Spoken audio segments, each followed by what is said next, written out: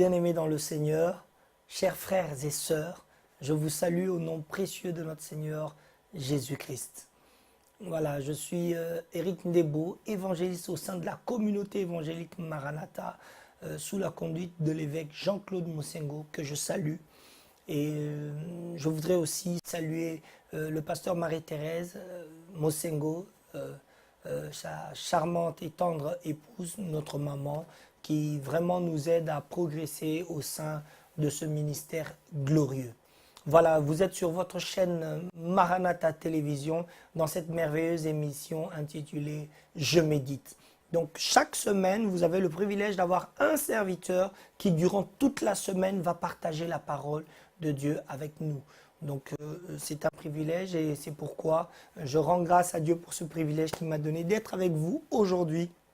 Et si vous le permettez, nous allons prier avant de lire la parole du jour. Prions. Dieu notre Père, nous voici encore au-devant de toi, avec mon frère, ma sœur.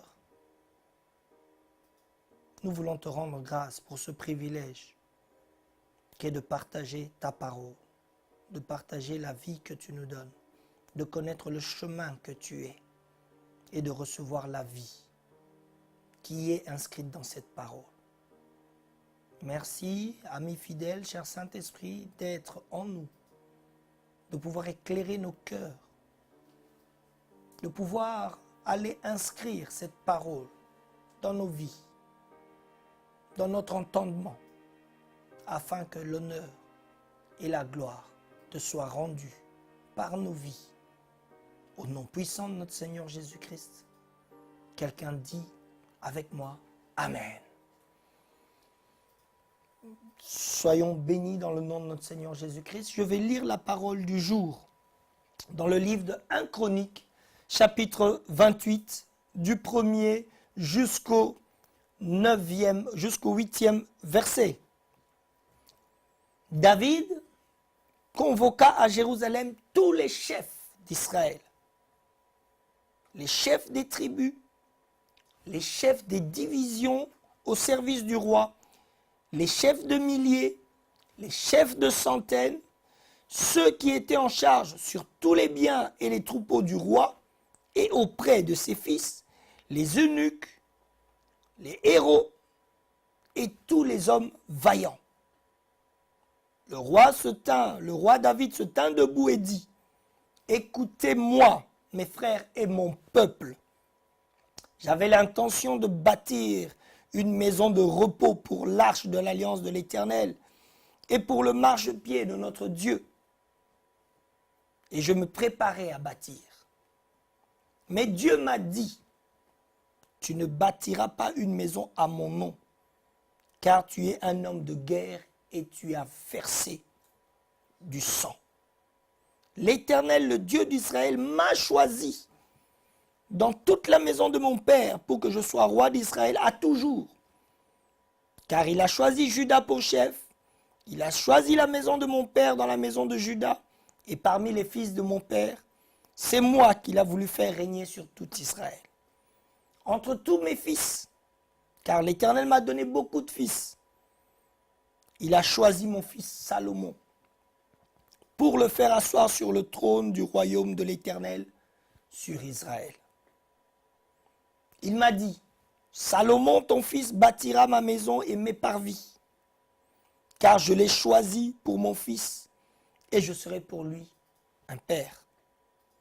J'affermirai pour toujours son royaume, s'il reste attaché comme aujourd'hui à la pratique de mes commandements et de mes ordonnances. Maintenant, aux yeux de tout Israël, de toute l'assemblée de l'Éternel, en présence de notre Dieu, qui vous entend, observez et prenez à cœur tous les commandements de l'Éternel votre Dieu, afin que vous possédiez ce bon pays et que vous le laissiez en héritage à vos fils, après vous, à perpétuité. Amen. Voilà la parole du jour. Je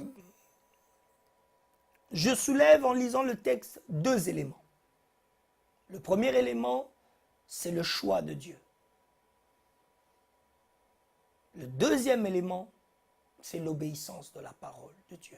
L'obéissance à ses commandements. Avec une vision directe du chef, c'est-à-dire de la parole de Dieu, David réunit, je peux dire, tous les hommes vaillants, tous les hommes, les chefs de famille, tout ceux-là qui pouvaient faire quelque chose, il les réunit. Je sais qu'il y a quelque chose à développer là, mais je voudrais rester sur les deux éléments dont j'ai parlé. Le choix de Dieu et l'obéissance. Dans toute cette assemblée que David réunit, parce que quelque part, il veut leur faire savoir sa volonté. Bien-aimés, Dieu ne nous réunit jamais en vain. Dieu nous réunit toujours parce qu'il a un but. Parce qu'il veut inscrire quelque chose dans nos vies, inscrire quelque chose dans nos cœurs. C'est pourquoi je voulais te dire, bien-aimé, toi qui ne vas pas souvent à l'église, ce n'est pas bien. Tu dois aller dans l'assemblée des saints parce que Dieu veut te parler. Vraiment, c'est une courte parenthèse, mais je voudrais que tu reprennes ton engagement vis-à-vis de la maison du Seigneur. Je voudrais que tu ailles dans l'assemblée des saints parce que Dieu ne réunit pas les hommes en vain. Dieu réunit les hommes parce qu'il a quelque chose à dire à quelqu'un. Et ce quelqu'un-là, c'est toi. Je voudrais que tu le saches. En ce début de week-end, une occasion t'est offerte pour que ce dimanche, tu ne manques pas à l'assemblée des saints. Va dans la maison de l'Éternel, va écouter la parole de Dieu, parce que Dieu a quelque chose de particulier à te dire à toi. Est-ce que tu sais que tu es le choix de Dieu? Est-ce que tu sais que dans ta fratrie, Dieu t'a choisi? Bien-aimé dans le Seigneur, tu es le choix de Dieu, mais tu as ta part à faire. Dieu t'a choisi. Alléluia, gloire au Seigneur. Tu es le choix de Dieu. Alléluia. Tu es le Joseph de ta famille. Alléluia encore. Tu es le David de ta famille. Gloire au Seigneur. Tu es même le Salomon de ta famille. Je bénis le nom de l'Éternel pour toi. Mais tu as quelque chose à faire. Tu as un comportement à avoir. Tu as un drapeau à tenir debout. Tu as un respect.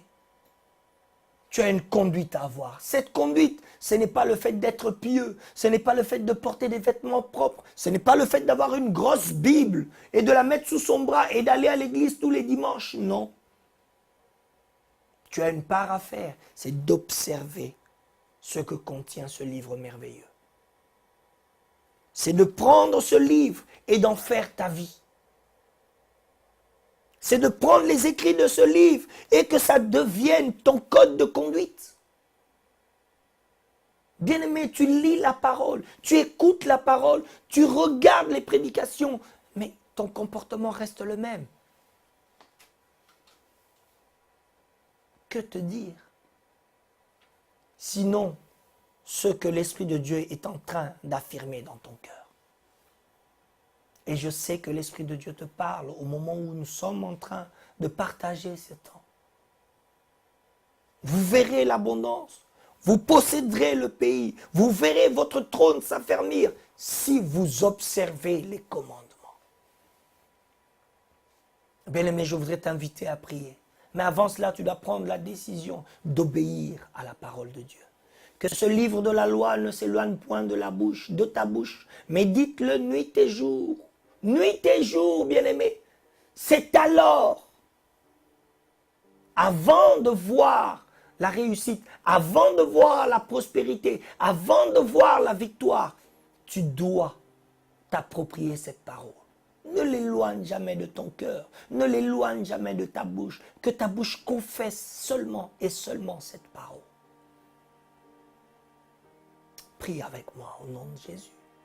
Prie avec moi afin que cette parole non seulement s'inscrive dans ton cœur, mais s'inscrive dans ton cœur comme on écrit sur des tables de pierre, mais que le Seigneur l'écrive sur les tables de ton cœur. Oh Dieu, oh Dieu, oh Dieu, que ce bien-aimé qui m'écoute à cet instant, que la parole de Dieu s'inscrive dans son cœur. Bien-aimé, prie également là où tu es en train de suivre cette émission merveilleuse. Prie, demande à Dieu d'inscrire sa parole dans ton cœur, afin que tu puisses l'observer, afin qu'elle devienne ton mode de conduite, afin qu'elle devienne ta manière d'être. Prie le Seigneur et dis, Seigneur, fais de moi une lettre vivante de ta parole. Fais de moi une lettre vivante de ta parole. Que je ne puisse pas seulement la réciter, mais que je puisse la vivre. Que je ne puisse pas l'écouter, mais que je puisse la mettre en pratique. C'est alors que les victoires me suivront. C'est alors que la prospérité et la croissance seront mon partage. Et cela au nom de Jésus-Christ. Dis cela encore, au nom de Jésus-Christ. Dis-le encore bien, au nom de Jésus-Christ. Quelqu'un dit avec moi, Amen. Amen. Nous bénissons l'Éternel pour ce temps de partage. Voilà, nous sommes arrivés à la fin de notre émission Je médite sur notre chaîne Maranatha Télévision. Et j'espère que vous avez été nombreux et que vous serez encore nombreux les prochaines fois à nous suivre et à partager la parole de Dieu ensemble. Merci de vous abonner à notre chaîne YouTube et de nous rejoindre sur Facebook. Tout cela pour la gloire du nom de notre Seigneur Jésus-Christ. Que le Dieu puissant, le Dieu créateur vous bénisse et vous garde. Que le Dieu de Mosengo vous couvre. Au nom puissant de Jésus-Christ, nous avons ainsi prié. Amen. Et à la prochaine. Bye. Merci.